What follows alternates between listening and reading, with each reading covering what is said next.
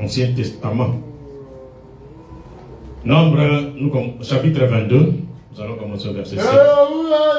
Vous pouvez lire tout le chapitre.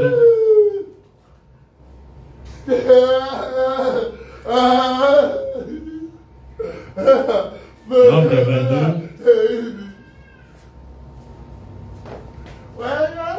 À partir du verset 7. Nous lisons. Les anciens de Moab et les anciens de Madian partirent, ayant avec eux des présents pour les devins. Ils arrivèrent auprès de Balaam et lui rapportèrent les paroles de Balak. Balaam leur dit, passez ici la nuit, et je vous donnerai réponse d'après ce que l'Éternel me dira. Et les chefs de Moab restèrent chez Balaam. Dieu vint à Balaam et dit, qui sont ces hommes que tu as chez toi? Balaam répondit à Dieu, Balak, fils de Zippor, roi de Moab, les a envoyés pour me dire, voici un peuple sorti d'Égypte, et il couvre la surface de la terre. Viens donc, maudis-le. Peut-être ainsi pourrais-je les combattre et les chasserai-je. Dieu dit à Balaam, tu n'iras point avec eux. Tu ne maudiras point ce peuple, car il est bien, il est béni. Balaam se leva le matin et il dit au chef de Balak, allez dans votre pays, car l'Éternel refuse de me laisser aller avec vous. Et les princes de Moab se levèrent, retournèrent auprès de Balak et dirent, Balaam a refusé de venir avec nous. Balak envoya de nouveau des chefs en plus grand nombre et plus considérés que les précédents. Ils arrivèrent auprès de Balaam et lui dirent, ainsi parle Balak, fils de Zippor, que l'on ne t'empêche donc pas de venir vers moi, car je te rendrai beaucoup d'honneur et je ferai tout ce que tu me diras. Viens, je te prie, maudis-moi ce peuple. Balaam a répondu et dit aux serviteurs de Balak, quand Balak me donnerait sa maison pleine d'argent d'or, je ne pourrai faire aucune chose, ni petite ni grande, contre l'ordre de l'Éternel mon Dieu. Maintenant, je vous prie, restez ici cette nuit, et je saurai ce que l'Éternel me dira encore. Dieu vint à Balaam pendant la nuit et lui dit, puisque ces hommes sont venus pour t'appeler, lève-toi, va avec eux, mais tu feras ce que je te dirai. Balaam se leva le matin, serra son ânesse et partit avec les chefs de Moab. Amen. Dieu Tout-Puissant, Seigneur Jésus, nous avons lu l'Écriture, Père. Veux-tu venir nous l'interpréter par ta grâce? Car nous sommes venus ici pour manger la nourriture spirituelle qui est ta parole. Bénis nos âmes, bénis nous qui parlons et tes enfants qui vont écouter. Nous te le demandons dans le nom précieux de Jésus. Amen. Asseyez-vous.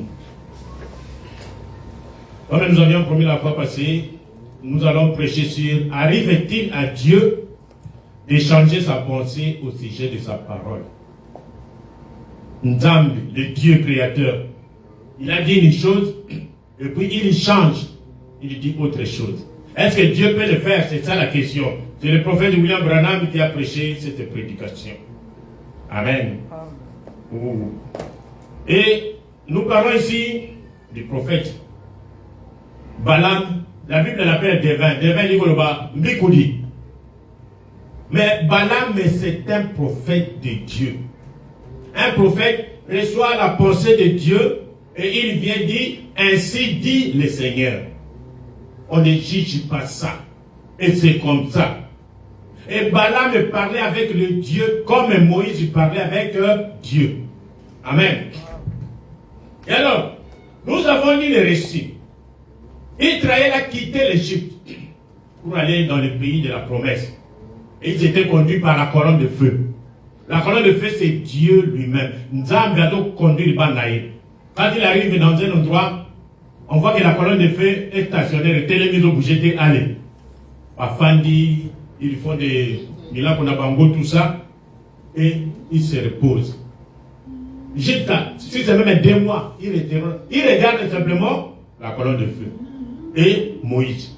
Parce que c'est Moïse qui écoutait les pensées de Dieu, la voix de Dieu. Et il venait prononcer ça au peuple. Un peuple béni par Dieu.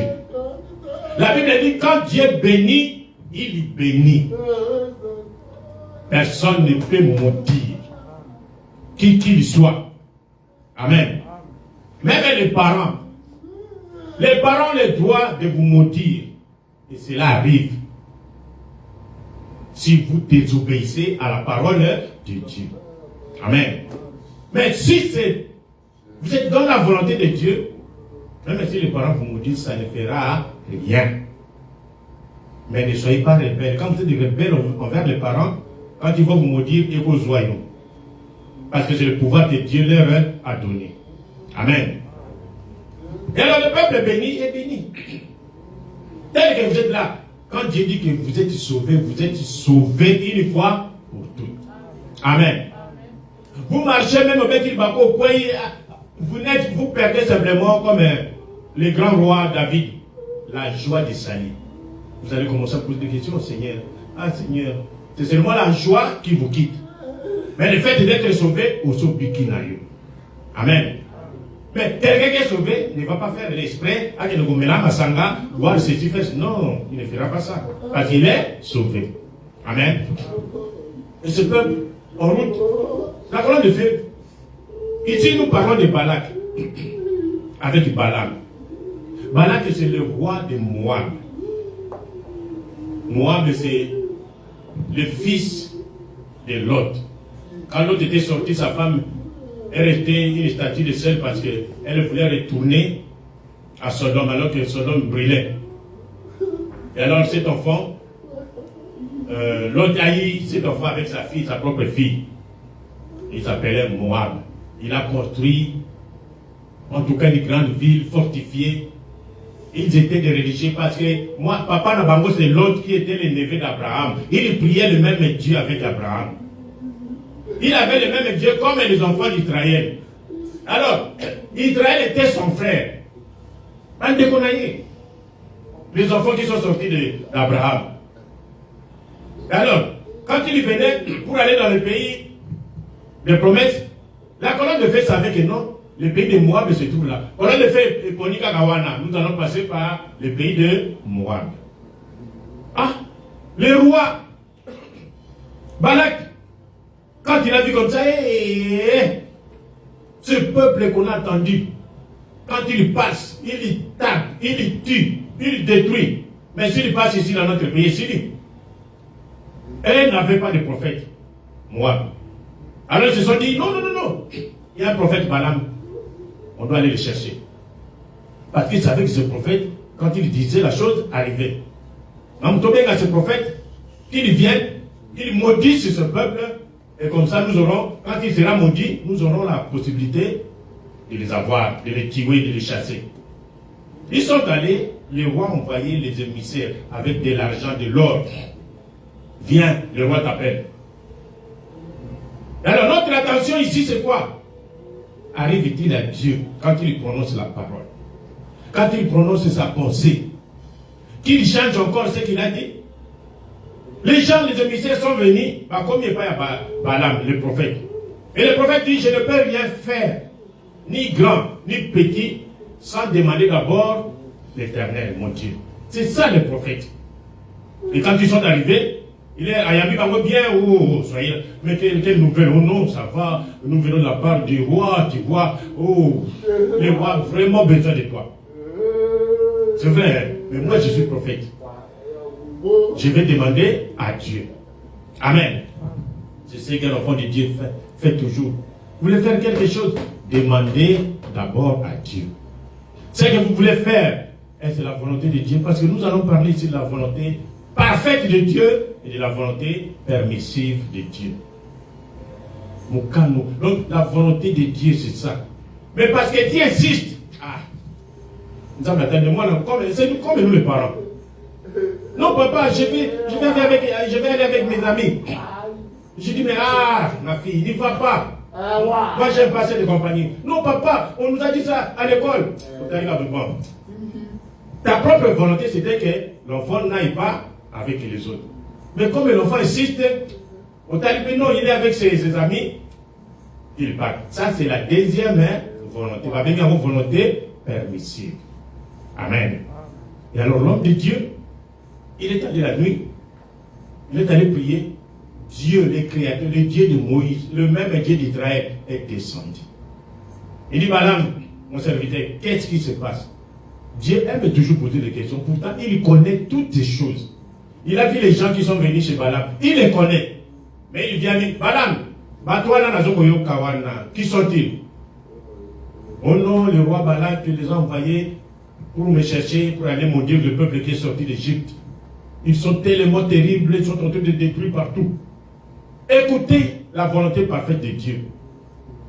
Dieu dit à Balaam, ne va pas avec ces gens-là. Et ne maudis pas ce peuple, parce que ce peuple est béni. Amen. Et le prophète a écouté la volonté de Dieu. Il est retourné et dit, oh, Dieu ne veut pas que je vienne avec vous. Même avec vos or, rentrez. Et ils sont rentrés. Comme pas Balak, ils ont dit, oh, il a refusé de venir. Comment? Il a refusé. Hein? Peut-être que l'argent qu'on a envoyé, vous allez manquer. Il a ministre de Finances, ministre de l'Intérieur, ministre. Allez, on envoyé encore beaucoup d'argent. Il a envoyé une grande délégation. Tout a parti, la première ministre et Moko. Ils sont allés. Ils ont trouvé Balaam, le prophète. Il dit non, cette fois encore, le roi nous envoie.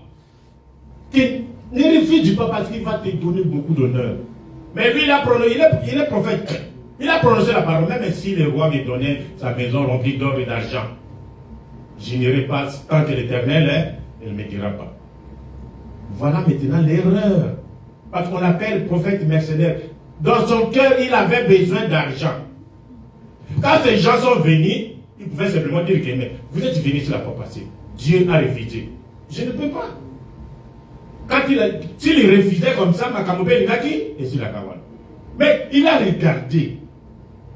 Ma Jeep Mikolo, et Télémikuna. Avec les sachets. Il regarde l'argent, la valise. Il dit bon, asseyez-vous encore ici. Je vais demander à Dieu encore. Vous comprenez? Il va encore demander à Dieu. Il va l'accueillir. Oh Dieu. Non, on a dit ça où? À Kumbe, on a dit ça. Voilà. Nous étions. Alors, nous sommes dans le verset 19. Maintenant, je vous prie, restez ici cette nuit. Et je saurai ce que l'Éternel me dira encore. Est-ce que vous le comprenez? Peuple de Dieu, écoutez cela. Dieu a déjà parlé. Dieu n'est pas un homme comme nous. Dieu connaît la fin avant le commencement. Mais le prophète de Dieu dit, je vais encore demander à Dieu pour écouter ce qu'il va dire encore. Et quand il est parti, écoutez, Dieu vint à Balaam pendant la nuit et lui dit, puisque ces hommes sont venus pour t'appeler, lève-toi, va avec eux, mais tu feras ce que je te dirai. Maintenant, Dieu lui donne la permission. Vous voyez? Donc, vous vous posez la question, mais c'est le même Dieu. La première fois, il a refusé. Maintenant, la deuxième fois, il lui donne la permission. C'est toujours le même Dieu. Amen. C'est de cela que nous voulons parler. Dieu change-t-il sa pensée? Alors, le prophète dit dans cette prédication, paragraphe 68, maintenant j'ai choisi ce récit parce que c'est l'un des récits de la Bible où les lecteurs seraient le plus tentés de dire que Dieu changea de pensée, plus que dans n'importe quel autre passage de la Bible que je connaisse. Car il dit une chose à Balaam, et lui on dit ensuite une autre. Et maintenant, beaucoup de gens essayaient de faire de Balaam un devin ou quelque chose ainsi. Mais Balaam n'était pas un devin. Il était prophète du Seigneur. Amen. Je vous ai montré qui est Balak. Il était roi de Moab. Et ils avaient la même religion. Ce n'était pas un pays païen. Nous sommes dans paragraphe 74. Ici, Moab est un type. Car ils étaient une nation organisée sur leur propre terre, ainsi que dans leur dénomination. Et ils avaient leur propre religion. Et leur religion était la même que celle qu'avait Israël. Le problème est qu'il nous dit ici dans le message. L'ennemi est dans le message maintenant. Vous comprenez? C'est ça le problème. Moab avait la même religion que Israël. Moab avait un prophète avec qui Dieu parlait avec lui, comme Dieu parlait avec Moïse. C'est ça le problème, mes frères. Nous avons des prédicateurs qui prêchent le message. Quand vous écoutez, vous dites, ah, ça vient de Dieu. Un autre chrétien prêche, vous dites, ah, ça vient de Dieu. Or, entre les deux, il y a quelqu'un qui est dans la volonté permissive. Et à la fin de la route, moi, je ne change jamais ma parole. Amen. C'était tes propres penchants, tes pensées à monter manayo. C'est comme ça que je t'avais laissé faire ça. Mais à la fin de la route, Balaam ici, ces grands prophètes, qui parlent, vous n'avez même pas parlé avec Dieu comme Balaam. Mais à la fin, il est allé en enfer. Ces grands prophètes, quand il parle et quand il veut prier, Dieu descend. Alors le malépé à vive voix. Écoutez, même les religions, mais simplement, elles étaient organisées dans Moab, et Israël était un peuple qui marchait, qui n'avait pas d'organisation. L'organisation était simplement ce qu'on appelle l'ordre, mettre l'ordre. Toi, tu es chef de groupement, toi, tu es chef de mille, toi, tu es chef de ceci et cela. Alors, continuons. Maintenant, qu'est-ce qui se passe? Qu'est-ce que nous voyons là-bas? Nous voyons que nous avons deux églises. Une église naturelle et une église spirituelle. L'église naturelle est là, le fondement. Donc, il a des écritures. Pendant que l'église spirituelle, elle aussi a des écritures, mais elle a aussi la vie des écritures. Amen. C'est-à-dire que les écritures rendues manifestes. Ce n'est pas un Dieu d'histoire. Les gens s'attardent, comme nous le verrons. Ah, Dieu de Branham. Ah, Dieu a fait avec Branham. Ah, nous écoutons simplement les bandes. Et dans les bandes, il n'y a que les témoignages du temps de Branham. Amen. C'est-à-dire que pour eux, aujourd'hui, ces dieux-là ne continuent pas à travailler. Nous ne refusons pas d'écouter les bandes. Mais quand nous écoutons la bande, que ça soit une référence, ah, Dieu a fait un travail avec Branham comme ça. Donc le même Dieu peut aussi travailler avec nous aujourd'hui. Amen. Parce qu'il ne change pas. C'est ça le combat que nous avons maintenant. Et c'est dans le message. Avant, on luttait contre les dénominations. Quand le message a commencé, où nous, on luttait contre les témoins de Jéhovah. Les pentecôtistes n'en parlons pas. Les églises de réveil. On les bombardait. La Bible. Et c'était sûr. Donc, on ne discutait pas avec les brochures. On discutait avec la Bible, avec les témoins de Jéhovah. Et à cette époque, les témoins de Jéhovah n'avaient pas connaissance de la Bible à Zarakité. Amen. Mais quand ils venaient, par contre, moi, nous, on était les jeunes, aux yeux Bible, ça. Et les témoins de Jéhovah regardent comme ça. Parce qu'on leur donne toujours des versets à bloquer. On va bloquer ce qu'on a commis devant toi, au parti Bango. Bon, nous allons encore revenir. Ils rentrent au sein des royaumes. Allez, ils donnent les rapports. On en voit encore ceux qui sont plus que eux. Et les femmes viennent. Et quand les femmes viennent, on fait asseoir d'abord les femmes. Encore, on dit, bon, frère, nous allons commencer d'abord avec les femmes. Toi, la sœur, tu devrais rester à la maison. Est-ce qu'on t'a permis de prêcher? Oh non, hey. Allez, on sort de la Bible. Qu'est-ce que la Bible dit ici? Que la femme se taise. Que la femme ne prêche pas la parole. Alors, quand vous détournez le sujet, ma commis, il ne se retrouve pas. Vous voyez? On discutait avec la Bible. Maintenant, le combat a changé de face. Ce n'est plus contre les dénominations que nous combattons. Maintenant, l'ennemi est entré maintenant dans le message de Branham. Amen. Mes frères, Israël est sorti d'Égypte. Et beaucoup de gens ont suivi. Mais quand ils sont arrivés au moment de preuve, les Coréens de Tanta Balaksaki, vous disent, ah, c'est trop. Moïse, il n'y a que toi, non. Mais pourtant, la sortie, tout le monde peut sortir. Tout le monde peut croire ce message. Mais arrivé au moment de ce preuve, c'est là où les couleurs se font voir. Amen. Arrivé au moment d'adorer le véritable Dieu, c'est là où on voit les gens, non, nous on adore simplement, nous c'est Branham. C'est là où on voit qui était vraiment sorti par la volonté parfaite de Dieu. Alors, c'est ainsi. Et nous nous apercevons que chaque fois que ces esprits naturels et spirituels des églises et des organisations se rencontrent, il y a un combat. Cela ne manque jamais de se passer ainsi. Il y a toujours un combat, car nous découvrons qu'il y a là une sorte de jalousie. Cette jalousie est la cause de comparaison charnelle et d'imitation. Et nous voyons qu'il en est aujourd'hui comme il en fit alors. Lorsque Dieu fait quelque chose chez une personne, tout le monde essaye de copier ce que Dieu a fait pour cette personne. Vous voyez, c'est l'occasion d'une compétition et tout cela est charnel.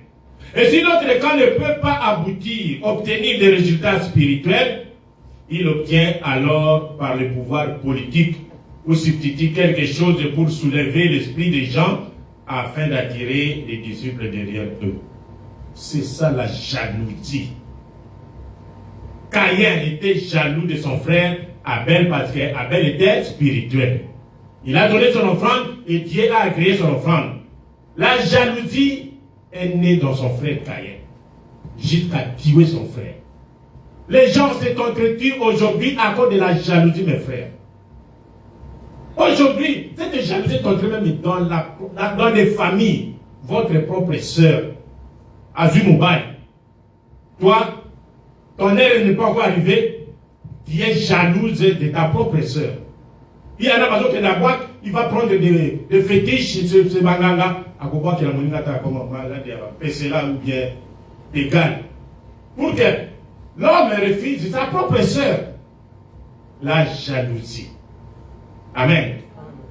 Alors, quand Dieu bénit l'église, un pasteur est béni. Tous viennent. Oh.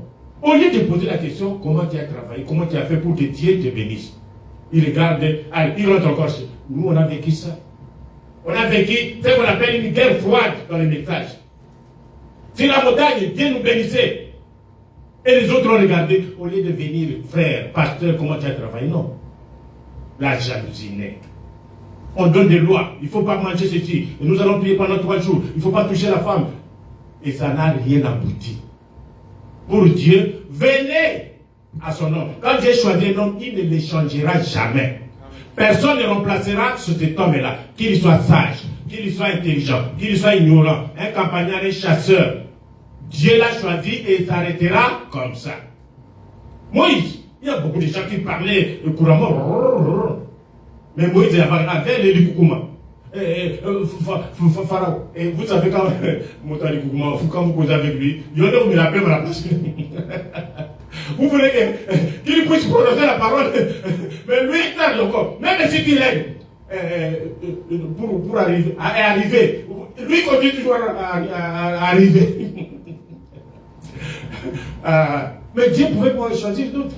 Mais il a laissé simplement Moïse. Amen. Aujourd'hui, beaucoup d'intellectuels. Pourquoi Dieu n'est pas allé à Rome? Comme Branham lui-même pose la question. Des grandes choses qui tombent, que Dieu montre ici, dans cette petite église. Cela devait se passer à Rome. Mais Dieu n'a choisi qu'ici. C'est la volonté de Dieu. Et quand les gens voient comme ça, la jalousie naît. Maintenant la guerre. L'église spirituelle regarde à Dieu. Elle est bénie. Mais les autres églises naturelles regardent. Ah, comment ils ont fait pour arriver ça? Bon, essayons ceci. Essayons. Vous allez essayer par tous les moyens, ça ne marchera pas, mes frères et sœurs. Le naturel est le spirituel toujours. Amen. Nous, au départ, quand on a pris au message, c'était un message qui choisit. Ce n'était pas populaire comme ça. Vous croyez au message seul. Vous êtes seul dans la famille. Et les gens, la famille est contre toi parce que là où tu parles, ils trouvent que ça, ce sont les petites églises. Pourquoi tu dois quitter notre grande église catholique, protestante, baptiste, et ainsi de suite? Et alors, il y avait toujours un combat. Il y a de nos frères pour lesquels les parents payaient même des études. Mais parce qu'ils croient au message, on rejette l'enfant. Invitez-le, on va pas vous regretter. Il ne lui paye pas le frais académique parce qu'il a cru au message. Des jeunes sœurs étaient rejetées parce qu'elles ont cru au message. Les naturels, les surnaturels. Le naturel est toujours le spirituel. Depuis Caïn, écoutez, frère Branham dit. Nous sommes dans paragraphe 29. Remarquez, il résulte toujours de cela que le naturel est le spirituel. Caïn s'est mis à haïr Abel. Corée s'est mis à haïr Moïse. Judas s'est mis à haïr Jésus. Et cela continue de la même manière, même jusqu'aujourd'hui. Parce que les esprits ne meurent pas. Amen. Ils auront leur jour, mais jusque-là, ils sont toujours là. La conséquence en est que le naturel est le spirituel. Tout comme au début, Caïn a haï Abel, celui dont Dieu avait reçu le sacrifice, et il essaya de le détruire. Ils essaient de détruire leur influence. Ils essayent de tout détruire car ce n'est rien d'autre que de la jalousie. Vous êtes dans une église. Un pasteur que Dieu a béni. Vous êtes prédicateur. Pour aider les pasteurs, les rois, vous n'aidez même pas les pasteurs, vous aidez le royaume des cieux, l'église de Dieu à aller de l'avant. Parce que nous n'avons pas tous les mêmes dons. Chacun détient de Dieu un don particulier. Et quand nous nous mettons ensemble, l'église avance. Le pasteur te donne la chair, tu commences à détruire l'influence du pasteur sur sa propre chair. Vous me comprenez? Quand vous faites ça, vous tuez quelqu'un. Vous avez tué le pasteur. Tuer quelqu'un signifie tuer son influence. Le Kumuyamoto. C'est pourquoi Dieu interdit les critiques. Ne critiquez pas. Quand vous allez critiquer quelqu'un chez un frère ou chez une sœur, vous le tuez parce que vous allez tuer l'influence de cet homme auprès de cette sœur et la sœur Akoyina Moutouane. C'est ça la mort. Vous comprenez? C'est là commencé avec Caïn. Et c'est la preuve que c'était la jalousie. Et c'est toujours la même chose aujourd'hui lorsque les naturels, c'est-à-dire les charnels et les spirituels se rencontrent. C'est la preuve que c'est Satan ou rien d'autre, car la jalousie vient de Satan. La jalousie. Ne soyez pas jalouse. Attendez votre temps. Comme ma soeur a chanté ici. Dieu répond toujours, mais en son temps. Amen. Ne mettez pas la jalousie. La jalousie vient de Satan. Ils essaient ensuite de créer une imitation de la vérité. Ils vont imiter. Ils vont créer des églises. Ils vont... quand ils voient, oh, il a fait la campagne. Hein. Oh, il a reçu comme ça dans la campagne. Nous aussi, nous allons faire la campagne. Est-ce que ça vient de Dieu? Parce que tu as vu quelqu'un faire la campagne, ça réussit. Il y a la jalousie d'ailleurs. Toi aussi, tu veux que je fasse la campagne, qu'on voit que moi aussi. Non, mes frères. Soyez poussés par l'Esprit de Dieu. Amen. Ils essaient ensuite de créer une imitation de la vérité. Quelqu'un essaie d'imiter quelque chose qu'on ne lui a pas demandé de faire. Est-ce qu'on vous a demandé de faire ça? Combien de fois avons-nous vu cela en ces derniers jours? Oh mon Dieu, combien de fois? Alors nous avons là, nous partons des églises, allons maintenant dans notre contexte, dans notre récit, des nations. Des nations, des églises fondamentales, fondamentalement, sur le plan des Écritures, la même chose. Sur le plan de la religion, la même chose. Parce que Moab offrait le même sacrifice qu'Israël. Ils offrirent tous deux le même sacrifice. Tous deux construisirent cet autel. Ils offrirent un sacrifice pur, un bœuf. Quand vous lisez Nombre 22, vous trouverez qu'avant que Balaam aille parler à Dieu, il a pris le roi Balak, il construisait cet autel. Il venait avec 7 taureaux pour sacrifier à Dieu. 7 béliers pour sacrifier à Dieu. Exactement ce que Moïse faisait avec les enfants d'Israël. Et le Dieu du ciel descendait pour parler à Balaam. Comme il parlait aussi à Moïse. Amen. Moab avait 7 autels et Israël 7 autels. Moab avait 7 bœufs et Israël 7 bœufs. Moab avait 7 béliers représentant les messies qui devaient venir et Israël avait 7 béliers. Qu'avait-il de différent? Il n'y a pas la différence. Nous lisons les prophètes 100 et 3. Remarquez maintenant qu'ils marchaient ensemble. Ils offrirent tous deux les mêmes sacrifices, tous deux construisirent cet autel. Là on a lu. Fondamentalement, ils étaient tous deux exactement identiques. Israël se trouvait là dans la vallée et Moab sur la colline. Moab avait cet autel et Israël cet autel. Là on a lu. Qu'avait-il de différent? Fondamentalement, autant la Bible, religion, la même chose. Tous deux étaient dans les vrais. Mais voyez-vous, Moab n'avait pas l'approbation de Dieu. Dieu n'avait pas agréé Moab. Mais comment le savoir que Dieu a agréé Moab? Dieu n'a pas agréé ou agréé? Écoutez, c'était une nation, un groupe de célébrités, alors qu'Israël avait un prophète. Vous voyez? C'est comme aujourd'hui. Nous pouvons nous lever le message. Mais vous n'avez pas la vérité. Nous avons un prophète. Vous montrez-nous votre prophète. Quand vous avez un prophète dans les camps, c'est la puissance de Dieu. Amen. Si le prophète dit, ainsi dit le Seigneur, ainsi dit, ça ne changera pas. Ça, c'est notre puissance dans le message de Branham. Amen. Ils avaient avec eux un rocher qui avait été frappé dans le désert. Vous voyez le désert, c'est le monde de la poussière. Nos amis, surtout, prenons les Maliens, je ne sais pas, une partie de la Mauritanie, vous les voyez toujours avec les turbans. Tout ça, c'est parce qu'il y a la poussière dans le désert. Alors il faut se couvrir. Et parler de l'eau. J'ai suivi une émission, je crois, hier ou avant-hier, chez nos amis South Sudan, Soudan du Sud, là où les géants, ils sont tous les géants là. Et alors, les messieurs avec la caméra, ils ont montré une grande rivière sèche, pas d'eau. Alors, ils sont passés de l'autre côté. Regardez, ces gens-là, leur activité, c'est l'élevage. Ils ont beaucoup de bœufs. Mais je regarde, mais tous ces bœufs, mais là, il n'y a pas d'eau. J'ai regardé, ils ont contourné un peu tout autour. Il n'y a pas d'eau. Mais vous voyez vraiment des bêtes qui sont grasses, vraiment. Par exemple, Minel m'a contacté. Il dit, oh, ces gens. Et qu'est-ce que j'ai vu? Il suffit qu'il y ait des bêtes. À ça, la pipi, on profite. Il y en a d'autres même qui lavent. Il dit, oh, c'est ça les déserts. Et Israël, ils ont voulu lapider Moïse. Parce qu'avec la soif d'eau, avec des animaux comme ça.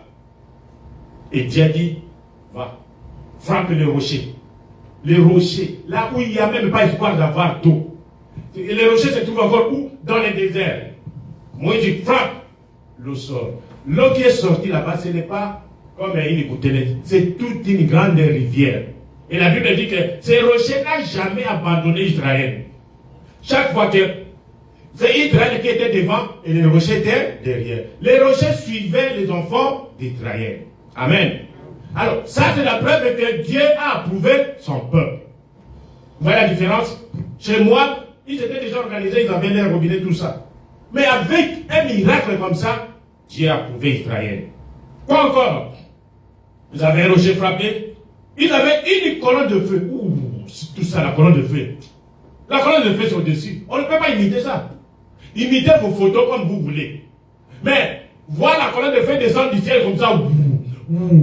Montrez-nous une vidéo comme ça. Amen. Il y a des gens qui disent, ah, moi je suis, Dieu m'a approuvé plus que Branham. Parce qu'il a plusieurs photos de colonnes de feu. Ah. Donc, comme Dieu m'a approuvé plus que Branham, je n'ai pas à répéter les brochures de Branham. Branham. Oui, mon frère. Pourquoi? Parce qu'il a plusieurs photos de colonnes de feu. Amen. Mais nous, on peut montrer comment la colonne de feu descend du ciel pour accompagner Branham. Les gens étaient là, plusieurs. Sur la rue, ils sont tombés KO, tout ça. Nous, à Nikini, la colonne de feu descendue du ciel. depuis Rompenga, Baïda, Koya, jusqu'à entrer dans l'église. Nous pouvons vous montrer ça. Ça, c'est l'approbation de Dieu. Les photos, c'est une bonne chose. Mais montrez-nous d'abord l'original. Nous, à la Guinée, on peut vous montrer l'original. Et puis d'autres photos de colonnes de feu. Beaucoup. Même nous ici, nous avons aussi des photos de colonnes de feu. C'est ça l'approbation de Dieu. Et quand Dieu vient avec la colonne de feu, il ne reste pas seulement dans la colonne de feu, il ne reste pas seulement dans les rochers frappés, il guérit les malades, il opère des signes, des prodiges et des miracles. Il ouvre les yeux des aveugles, les ébosses nous sautent. C'est ça Dieu. Amen. Voilà. Des nations. Moi, me demande un soutien. Moi, quand il a vu comme ça, il dit non, il faut un soutien politique. C'est comme il y a d'autres serviteurs de Dieu. Il est en conflit avec un autre serviteur. Il y a une manifestation ou un cas de décès. Il faut le voir quand il vient. Oh, quand l'autre était vivant, alors il vient quand même pour signer les livres de condoléances. Il débat avec des militaires. Oh, papa. Liboso, avant qu'il venait dans cette maison, il ne venait pas avec des militaires. Maintenant qu'il vient avec les militaires pour faire quoi? Nous sommes tes frères. Même si c'est toi qui as tué notre frère, qu'est-ce que nous allons faire en retour? On va te tuer, pourquoi? Nous sommes des chrétiens. Amen. Et vous venez avec des militaires, oh, là, ça va, ça non, mes frères. Non, mes frères. Restons toujours chrétiens. Amen. C'est ça. Alors, quand la religion, les autres vont dire non, ce qu'ils font là-bas, nous n'arrivons pas à voir ça, ils vont intervenir à la politique. Oh, ces gens-là n'ont pas de documents, vous voyez, il faut essayer de les arrêter. Arrêter Bango, pourquoi? Parce qu'il est jaloux. Il n'a pas. Donc, Dieu n'a pas exaucé ses prières. Dans son église, il ne voit rien. Et les gens de son église, quand ils sont malades, ils courent chez l'autre pasteur. Priez pour moi. Et quand ils prient, ils sont guéris. À cause de ça, il ne va pas plus rentrer dans cette église. Il reste dans le. Alors, quand l'autre pasteur vous voit comme ça, il est jaloux. Amen. La jalousie entre deux églises, deux groupes. Moab avait un prophète. Dieu parlait avec ce prophète. Il voit son frère Moïse sur les champs, sur les chemins de devoir. Et pourquoi il se met à contrecarrer son frère? Lui parle avec Dieu, toi tu parles avec Dieu. Pourquoi tu vas les contrecarrer pour les maudire? Les Moabites n'avaient pas une telle chose. Ils essayaient donc de s'en sortir par les moyens de la politique, par un soutien politique. Ils envoyaient chercher un prophète à l'étranger et les payèrent afin qu'ils viennent pour qu'ils puissent avoir un prophète. Et par là même, la puissance au milieu d'eux, comme Israël l'avait au milieu de lui. Continuons. Je vous ai fait voir que Balaam était un prophète ordonné par Dieu. Balaam était sous les ordres. Mais la différence, Balaam, son chef, au lieu que ça soit Dieu, il a pris comme chef Balak, le roi Balak. Mais Moïse, son chef était qui? Dieu. Amen. Tous deux, chacun croyait et respectait ou faisait les ordres de son chef. Et ce qui est drôle, les deux serviteurs de Dieu, Moïse sur le chemin de devoir, l'autre prophète vient contrecarrer son frère. C'est dans, voyez ça. Moïse envoyé par Dieu dans l'exercice de ses fonctions est défié par un autre prophète de Dieu. C'est ce que nous voyons aujourd'hui. Nous avons les mêmes prophètes, la même doctrine prêchée par William Branham. Mais nous nous déchirons entre nous. Nous nous combattons entre nous. Quand je me souviens, quand nous fûmes ensemble, quelle puissance. Et quand la division est venue, quelle désillusion. Les gens commençaient à chasser les démons de division. Dans l'église, il y a l'église de réveil. Allez, démons de division, sors, va chez les branhamistes. Parce qu'ils ont vu que nous sommes divisés. Mawa. Vous pouvez imaginer cela? Moïse qui a été appelé par Dieu, ordonné par Dieu, qui se tient au service de Dieu, se retrouve dans ce groupe froid et formel et est mis au défi par un autre prophète de Dieu que Dieu lui-même avait béni et ordonné. Dieu vous appelle, vous êtes béni, serviteur de Dieu, pasteur de votre église. Vous combattez notre pasteur. Pourquoi? Comment pourriez-vous faire la différence? Tous deux étaient prophètes.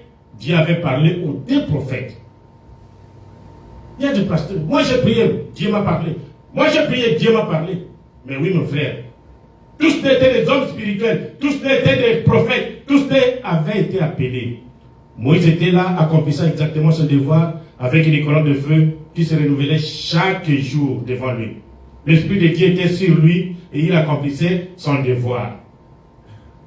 Maintenant, Balaam, qui écoutait la première volonté de Dieu, quand il a vu encore les gens revenir avec l'argent, il va chercher encore une autre volonté de Dieu.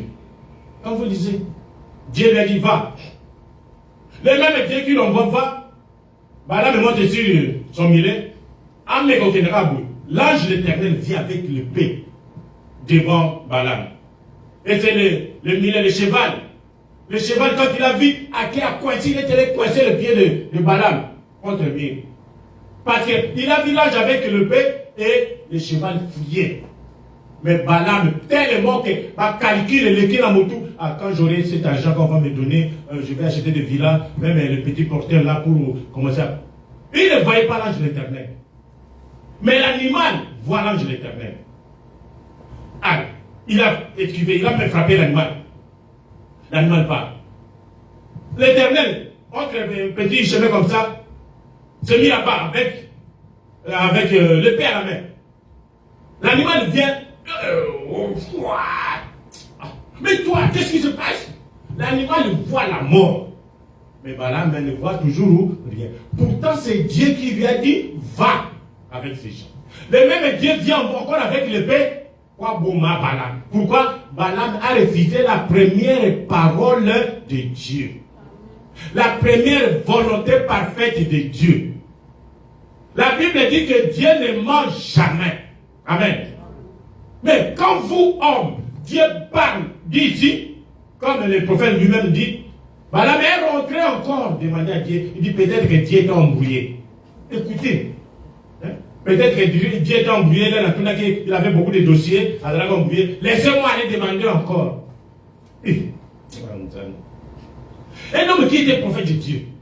Et remarquez, lorsqu'on les payait pour aller là-bas, maudire cet autre peuple de Dieu, il cherchait la volonté de Dieu. Yoka. Sa parfaite volonté lui fut présentée. Quelle était sa volonté? Ne va pas là-bas. C'est la première parole de Dieu. Ne va pas avec eux. N'essaye pas d'attaquer mon peuple qui marche selon mes voies. Amen. Et la troisième fois, l'ange de l'Éternel a été dans la place où la bête ne pouvait plus passer. À quotidiennement. Il est allé cogner le prophète. Ah, fâché. Il a dit, si j'avais l'épée, toi cheval, j'allais te tuer. Hein? La bête nyama, cheval, Janona, cheval ouvre la bouche. Oh, j'étais toujours porté. Est-ce qu'il il est arrivé que je fasse des choses comme ça? Balaam est étonné, la bête est en train de parler. Mais tu n'y vois pas là-bas. Ce n'est pas ma volonté. La bête qui parlait au prophète Mercedes, tellement que bourré par des pensées de créer une autre église, d'avoir, je ne sais pas, des brebis, et dans son église, il y aura des riches qui vont venir, il va avoir autant de dîmes. Toujours ça. Mais il a oublié que Dieu devant ici, Dieu t'avait interdit de faire cette église. Non, non. Et après, Dieu ouvre les yeux du prophète, il regarde, l'Éternel avec le peuple. Mon Seigneur, pardonne-moi. Il dit, si tu étais 4, le cheval, j'allais te tuer. Oh mon Dieu, il m'a dit, alors Dieu regarde, il dit, ah, quand même, bon, va. Le même dit, alors va le sous. Mais tu ne feras que ce que je te dirai. Écoutez, c'est ce que nous appelons volonté parfaite, de volonté permissive. Nous sommes dans Romains 5. Ainsi donc, Dieu ne change jamais sa pensée au sujet de quoi que ce soit. Mais il va vous permettre d'aller à Pessionzela. Mais il a déjà prononcé sa parole. Sa parole originelle, c'est cette Bible que nous avons. Cette Bible, c'est la parole originelle de Dieu. Quel que soit le prophète, il ne changera jamais la parole de cette Bible. Branham n'a jamais changé quoi que ce soit dans cette Bible. Tout ce que Branham recevait, la référence était la Bible. Il revenait consulter, est-ce que dans la Bible? Ah oui, c'est dans la Bible. Même si l'ange venait à Branham, ou avec l'éclat, ou tu vas faire ça. Il dit, ça va, merci. Il revenait vérifier dans la Bible. Il dit, ah, j'ai vu ça. Donc ça vient de Dieu. Voilà un prophète. Voilà un prédicateur. Même si vous lisez quelque chose dans le message de Branham, est-ce que la Bible confirme ça? Parce que vous n'avez pris qu'un seul verset. Il lisait les citations. Si vous prenez le temps de réunir toutes les citations pour les sujets dans le message de Branham, vous trouverez que tout concorde exactement à la même chose avec la Bible. Amen. Maintenant, j'ai dû faire un grand détour pour en arriver à dire ce que je voulais. Mais je veux que vous compreniez cela. Vous voyez, il se peut que Dieu vous permette de faire quelque chose et que vous ayez même sa bénédiction en faisant cela. Pourtant, ce n'est pas sa volonté parfaite. Amen. Vous serez bénis. Et vous allez dire, si Dieu n'est pas avec moi, pourquoi nous sommes bénis? Vous serez bénis, frère. Votre église va prospérer, pasteur. Mais sachez que c'est la volonté permissive. Ce n'est pas la volonté parfaite de Dieu. Volonté permissive, c'est quoi? Ce n'était pas la volonté parfaite de Dieu que les enfants naissent par les moyens de sexe. Quand Dieu a créé le monde, il a créé Adam à partir de la terre. Et d'Adam, il a sorti une femme. Pour Dieu, les enfants devraient naître comme Jésus. Comme Marie, l'ange vient, l'ange Gabriel. Il lui prononce la parole. Il dit, tu seras enceinte. C'est comme ça que Dieu avait prévu que les enfants viennent au monde. Le mari dit à sa femme, la lingui, moi, Moubali, tu l'auras comme ça. Allez, l'enfant vient. Mais quand le péché est entré, c'est comme ça que Dieu nous a donné la volonté permissive d'avoir des enfants par le sexe. Vous devez d'abord vous marier légalement. Amen. N'ayez pas les enfants goulou comme ça. Mariez-vous légalement et vous aurez des enfants. C'est la volonté permissive. Amen. Continuons. Dieu ne change jamais d'avis au sujet de sa parole. Jamais. Mais celui qui l'appelle, c'est celui-là qu'il consacre. Personne d'autre ne peut prendre cette place. Personne ne pouvait prendre la place de Moïse. Peu importe combien de Datans, de Corée auraient pu s'élever. C'était Moïse que Dieu avait appelé sans tenir compte de quoi que ce soit. Si vous ne marchez pas selon la volonté parfaite de Dieu, Dieu va vous laisser marcher selon une volonté permissive. Amen. Il dit, remarquez qu'il lui permet vraiment cela, mais qu'il le fera œuvrer pour sa gloire, dans sa parfaite volonté. Avançons. Nous sommes dans... Nous devons nous soumettre à sa volonté et à sa parole. Ne mettez pas en question cette parole que vous écoutez. Croyez-la. N'essayez pas de la contourner. Contentez-vous de la prendre comme elle vient. Il veut le tourner autour, trouver un autre chemin. Et lorsque vous faites cela, il se trouve que vous continuez d'avancer et que Dieu vous bénit. Mais vous œuvrez selon sa volonté permissive et non selon sa volonté parfaite. Amen. Dieu dit dans la Bible ici que la division c'est une œuvre diabolique. Amen. Suivez. C'est dans la Bible ici. Vous lisez partout. Dans la Bible. La division est diabolique. Le premier à faire la division, c'est Satan, Lucifer au ciel. Les anges étaient tous unis. Et Lucifer était l'ange de lumière. Il conduisait l'adoration, c'était bien. Comme nous venons de le voir, la jalousie est entrée en lui. Comment on doit adorer seulement c'est l'homme? Or, pourquoi?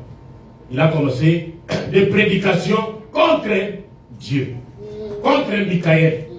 Il a commencé à détruire l'influence de Dieu. Et pouf, il a créé la division. Nous vous parlons toujours des deux tiers de la pluie. Une grande majorité d'anges derrière lui. Il a créé la division. Et quand Dieu a vu comme ça, Dieu n'a pas pardonné Satan contre la division. C'est le péché que Satan a commis au ciel. Et il y a une guerre. Et après, on les a chassés.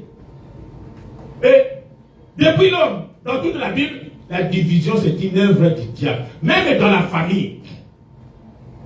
Quand vous commencez, moi, vous commencez l'esprit de division, c'est diabolique, il faut combattre ça. Amen. Faut pas accepter ça. Et dans l'église en plus, remarquez, que Balaam, je lis le prophète, paragraphe 145. Remarquez que Balaam s'est servi faussement de ces textes pour calmer sa conscience. Il avait écouté la volonté de Dieu. Maintenant, quand il a jeté un coup d'œil, il voit les avoirs, l'argent, l'or. Il dit, qu'est-ce que je vais faire? Je vais encore demander à Dieu. Et quand Dieu lui a dit, va, dans son cœur déjà, il y a quelque chose qui commençait à dire, ce que tu as fait, c'est pas bien. Tu as désobéi à la parole de Dieu. Maintenant, sa conscience était plus calme. Nous sommes tous humains. Quand vous commettez un péché, quelque chose de mauvais, il y a toujours la condamnation dans votre cœur. Vous sentez ça. Amen. Vous ne serez pas tranquille jusqu'à ce que vous arrangiez ça. Amen. Alors, les gens, continuons à lire le prophète. Quand Balaam a fait ça, sa conscience n'était plus calme. Il suffit qu'on cite la division. La désobéissance à la parole. Vous t'aimez tout. Parce que vous êtes là-dedans. Écoutez, vous voyez, il dit, eh bien, je vais boire. Je vais essayer de nouveau. Maintenant, c'est ici que vous venez une seconde fois. Vous avez lu dans la Bible la division diabolique. Mais la pensée devient non, je dois quitter cette église, je dois diviser cette église. Alors, il faut que qu'est-ce que je dois faire? Ils sont devenus une dénomination. Il n'y a pas de Dieu là-bas. Et vous divisez l'église. Quand vous divisez l'église, votre conscience ne sera plus tranquille. Parce que vous avez brisé la parole de Dieu. Mais Dieu va vous laisser la volonté permissive. Vous allez créer une grande église. Grand. Vous aurez des personnes, des moyens. Vous allez prospérer. Mais dans la volonté permissive. Amen. Écoutez, combien de Balaam avons-nous ce soir qui utilisent ces textes de Matthieu 28, 19? Vous voyez dans la Bible que les baptêmes se donnent du Seigneur Jésus-Christ. Mais à cause de votre dénomination, à cause de votre hiérarchie, vous tenez toujours à baptiser au nom du Père, Fils et Saint-Esprit. Votre conscience vous condamne. Et vous essayez de calmer ça. Vous utilisez Matthieu 28, 19 à cause de leur conscience. Combien veulent utiliser Malachie 4 à cause de leur conscience? Dieu a divisé l'église. Maintenant, l'évangélisation de Malachie 4. Vous voulez calmer votre conscience. Vous êtes dans la volonté permissive. Vous êtes déjà condamné, mon frère. Revenez, demandez pardon. L'évangélisation, c'est Malachie 4. C'est seulement calmer la conscience. Quelqu'un qui fait la division. Je vais commencer par évangéliser. Avant, vous allez faire pour évangéliser. Tout ça, c'est pour calmer la conscience. Conscience est comme troublée. Vous avez refusé la volonté parfaite de Dieu. Et Dieu va vous laisser. Vous allez créer l'église. Vous allez continuer avec des campagnes. Et Dieu va vous bénir. Mais c'est de la volonté permissive. Au Soukanango, vous allez confronter au jugement. Comme Balaam. Au côté de écoutez. Combien veulent utiliser Luc 17 et 30? Simplement pour le bien de leur conscience. J'ai lu le prophète. Luc 17 et 30. C'est Dieu qui vient dans l'homme. Et maintenant, l'homme, c'est Branham. On a donné à Branham tous les titres. C'est Branham Dieu le Père. C'est Branham qui a mis Jésus au monde. Tout ça, des bêtises que vous n'avez jamais entendues. Mais on écoute ça maintenant dans cet âge. Ce malheureux. Luc 17 et 30. Pour calmer sa conscience. Tu as vu que dans la Bible, la seule divinité que nous avons, c'est Jésus-Christ. La plénitude de Dieu en Jésus. Une seule personne. Aucune personne ne peut avoir la plénitude de Dieu. Comme je discutais, on est en train de discuter avec les gens. C'est là où la chose est mal orientée. Dans la promesse de Luc 17, 30, Dieu a promis que Dieu viendra dans la chair humaine et il va se révéler.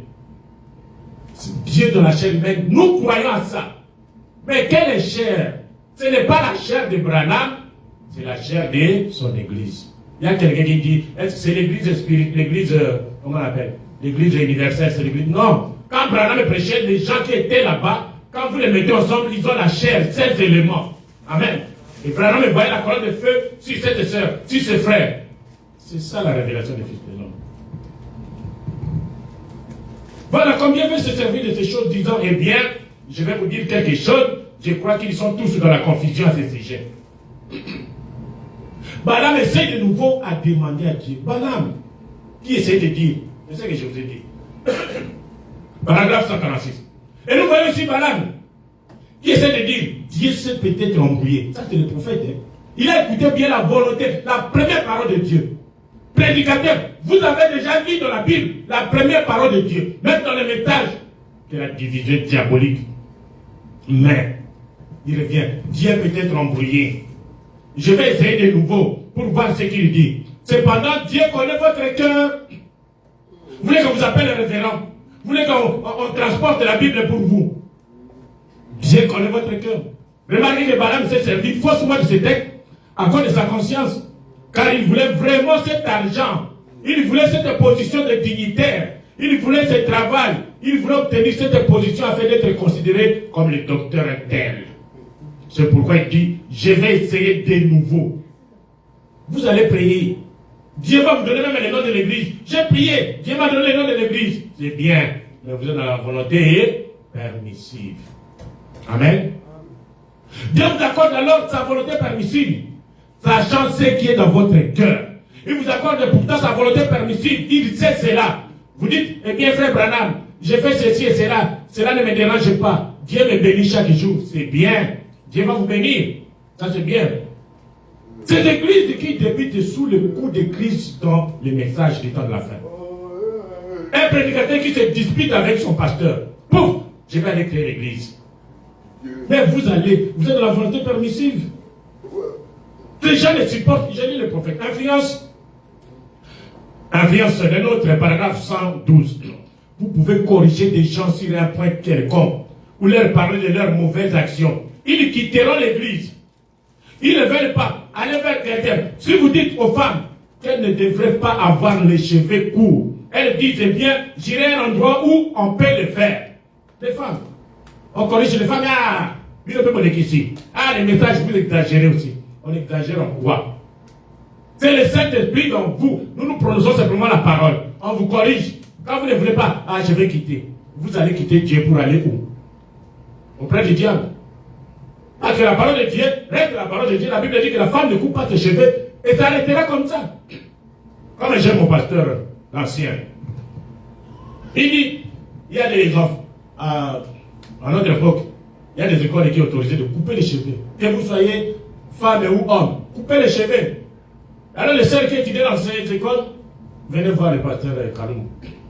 Pasteur, on nous demande là-bas de couper les cheveux, qu'est-ce que je vais faire? Là, le pasteur Kalou me regarde. Il dit, ma sœur, c'est écrit ici dans la Bible que la femme ne peut pas couper les cheveux. Maintenant, là-bas, à l'école, on te demande de couper les cheveux. Maintenant, tu viens me demander, qu'est-ce qu'on va faire? Vous voulez qu'on puisse faire les compromis que je vous autorise d'aller couper les cheveux? C'est comme ça que moi, je brise de la Bible, à cause de ça. Tu as bien lu la Bible que la femme ne peut pas couper les cheveux.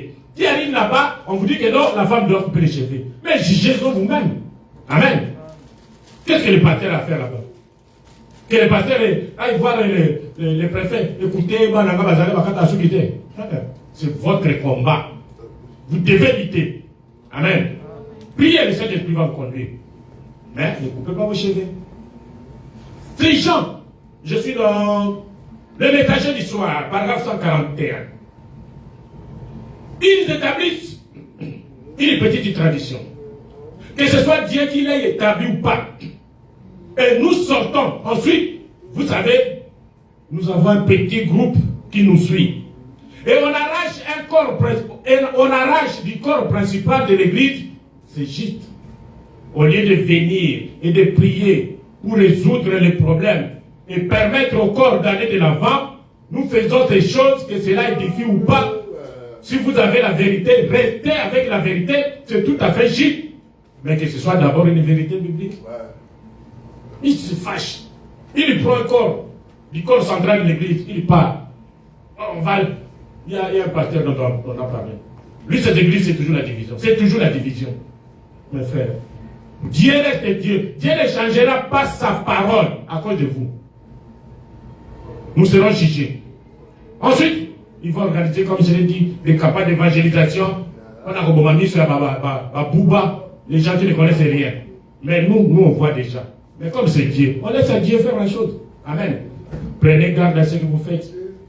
Suivez toujours celui qui est influencé et soutenu par Dieu. Et donc vous savez que Dieu est avec lui.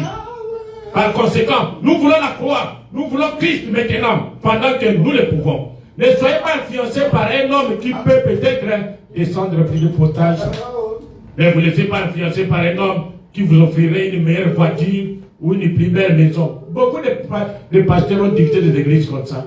Parce qu'un homme d'affaires l'a soutenu, lui a donné des maisons, lui a donné des voitures, et à cause de ça, il divise l'église. Il part. La volonté permissive. Amen.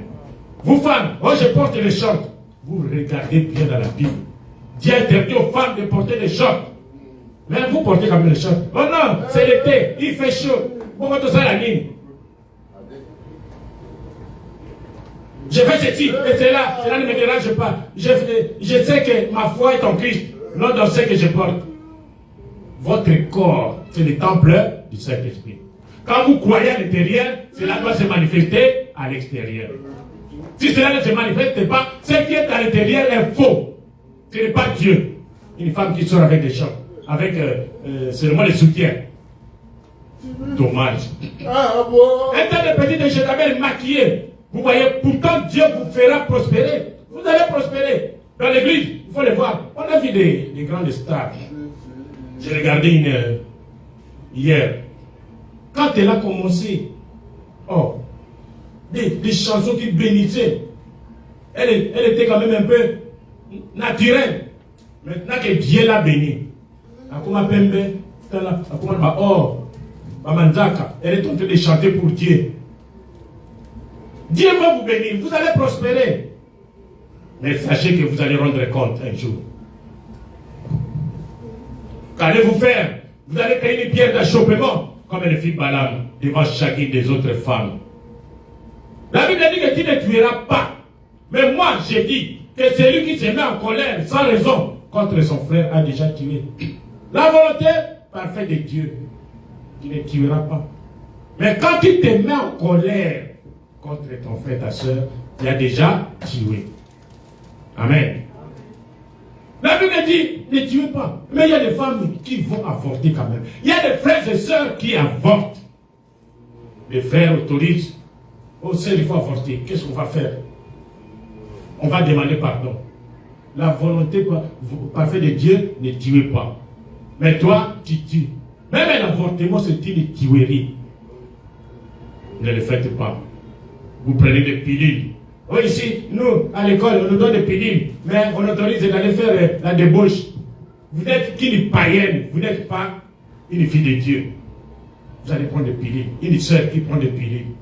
Au lieu d'arrêter la débauche, qu'est-ce que les pilules vont faire? Vous êtes en train de tuer.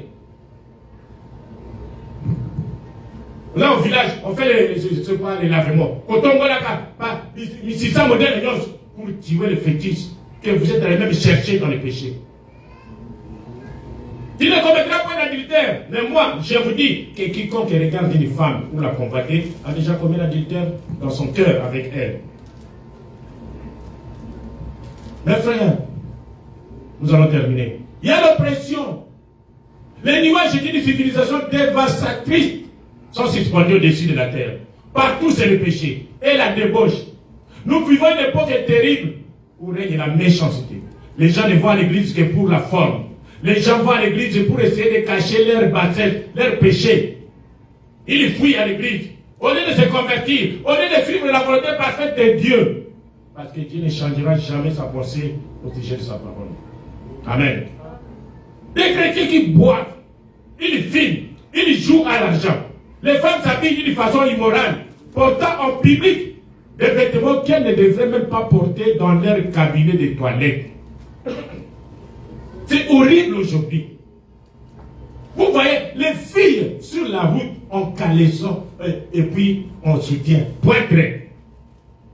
Ah. Que Dieu ait pitié de nous. L'amour fraternel, c'est une chose qui est presque en voie de disparition. Il n'y a plus d'amour. Les gens ne s'aiment plus. Lévitique 18-22. Tu ne coucheras pas avec un homme comme on couche avec une femme. C'est une abomination. C'est écrit, la volonté parfaite de Dieu.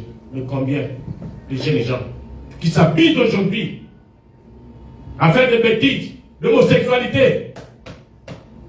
Revenez à Dieu. Femme et femme, homme et homme. C'est une abomination. Lévitique 18-23. Tu ne coucheras pas avec une bête pour t'essuyer avec elle. La femme ne s'approchera point d'une bête pour se prostituer à elle. C'est une confusion. Une confusion. Les Américains, plein de chiens, ils vont coucher avec. Alors que la Bible interdit ça. Vous, filles de Dieu, ne faites pas ça. Deutéronome 11-19. Vous les enseignerez à vos enfants. Et vous leur en parlerez quand tu seras dans ta maison. Quand tu iras en voyage. Quand tu te coucheras et quand tu te lèveras. Ce sont des choses terribles. De rester qu'avec la volonté parfaite de Dieu. Amen. Restez naturel, soyez naturel. Portez les habits d'une femme, couvrez votre corps, c'est ça la volonté parfaite de Dieu. Laissez vos cheveux naturels. Si il n'y a pas assez de cheveux, couvrez ça avec, je ne sais pas, des choses que vous mettez, paraissez quand même une sœur. Amen. On termine par ici. Regardez la technologie aujourd'hui. Regardez les drones. Un avion qui vole sans pilote. Un véhicule qui vole sans conducteur. Regardez aujourd'hui. Et nous, je vais dire pour terminer. Comment peut-on lier? On a lié le Saint-Esprit. Oh. Comment peut-on lier les grands dieux seulement avec des miracles que le prophète Branham a fait dans sa génération? Donc Dieu aujourd'hui ne travaille pas. La volonté parfaite de Dieu dit que partout, prêchez l'évangile. Et voici les signes qui accompagneront ceux qui auront cru. On n'a pas dit que aller partout le monde, c'est le monde de la génération de Branham, voici les miracles qui accompagneront Branham et c'est fini. Non. Non. Ça c'est lier le Saint-Esprit. Délier le Saint-Esprit, mes frères. Qui a donné cet ordre? Délier le Saint-Esprit du message aux bandes magnétiques. C'est le monde. On écoute les bandes. Oui, on écoute les bandes. Mais c'est le monde des témoignages de Branham. C'est le mot, c'est le miracle que Branham a fait. Ce n'est pas moi, c'est Branham lui-même qui dit. Il dit. Qui a lié le Saint-Esprit? Aux conférences. Aujourd'hui, ce sont des conférences. On appelle les serviteurs de Dieu viennent, bien habillés. Ils montrent leur habillement. Conférence. Un conférencier parle pas. Nous avons besoin de l'évangélisation.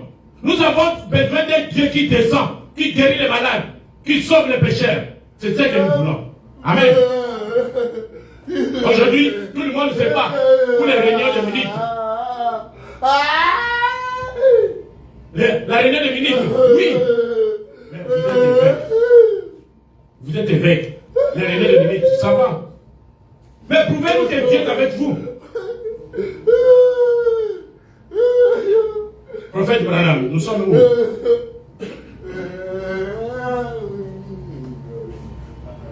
Oh là là.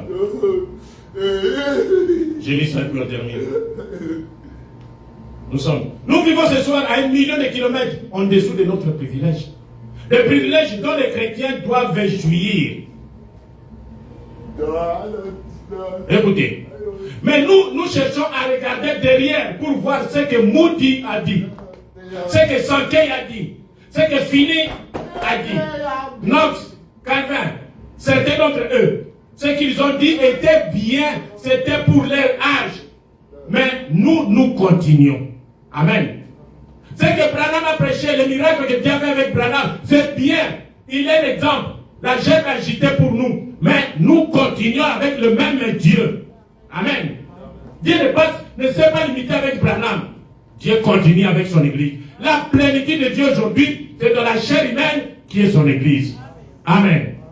Ce que Branham a fait était bon pour sa génération. Nous continuons à avancer avec notre base, une source d'énergie en stockage qui est le message. Amen. La science a tellement évolué. Nous devons évoluer. Pourquoi nous devons rester en marche? Nous devons évoluer. Amen. Retenez mes frères et sœurs, Dieu ne changera jamais sa parole. Ce qu'il a dit, il est Dieu. Il connaît la fin avant le commencement. Il est omniscient. Il connaît toutes les choses. Il ne faut jamais faire de Dieu un menteur. Dieu vous dit ne va pas. Vous revenez peut-être qu'il est embrouillé. Dieu est embrouillé. Et quand il va vous donner sa volonté permissive, c'est fini. C'est pour vous condamner. Vous allez prospérer. Vous allez avoir des grandes églises. Vous allez faire des grandes campagnes. Mais cela vous servira à quoi? Balaam. Dieu descendait parler à Balaam. Quand vous lisez le chapitre, il a amené Balak partout, sur les montagnes, pour maudire le peuple d'Israël. Pourtant, Dieu lui a dit que ne le fais pas. Mais à chaque fois qu'il arrivait là-bas, quand il ouvrait la bouche, c'était les bénédictions. Oh, je vois Israël béni. Oh, il est comme le lion. Oh, celui qui bénit Israël est béni. Celui qui maudit Israël est maudit. Tellement que Balak est fâché, lui dit, toi, en tout cas, ton Dieu t'a empêché d'avoir de l'argent. Le roi qu'on a tenu, et ils se sont séparés. Parce qu'il ne prononçait que ce que Dieu mettait dans sa bouche. Mais parce qu'il était un prophète mercenaire, quand vous lisez Gide, vous trouvez que c'est quelqu'un qui est allé en enfer. Amen. Que Dieu vous bénisse. Lève-vous, nous allons.